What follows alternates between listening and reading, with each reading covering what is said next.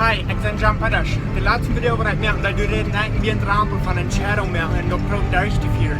Van deze video nog niet gezien hast, die kost een op mijn YouTube channel God de Leef. Du warst den fan. En van daar wil ik die mode meer.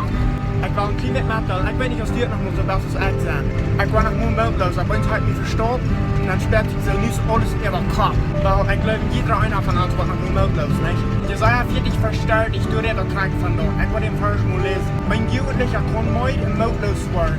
Ein junger Mann kann sich verstorben.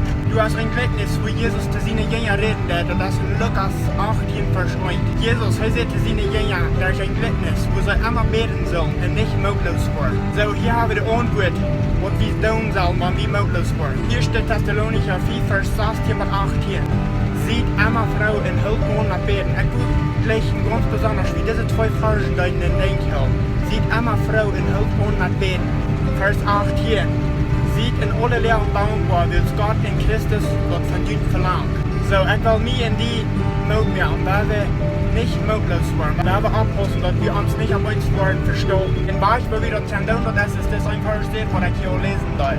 Die sollen beten und nicht modeloos werden, weil wir Gott loben und danken für das, was er für uns hat getan. Die geradste Ursache, wo wir Gott bringen können, verdanken, dass wir heute sehen dürfen, dass wir durch Jesus geraten sind. So in all andere Dinge mehr. Kolosser 3 vers 23. Du leest dat alles wat die doen, doet dat van hart en eer als voor God en niet voor mensen. We hebben God loven en niet horchen wat mensen worden zijn. Ik wens je een schönen dag wieder. Gott segne dich.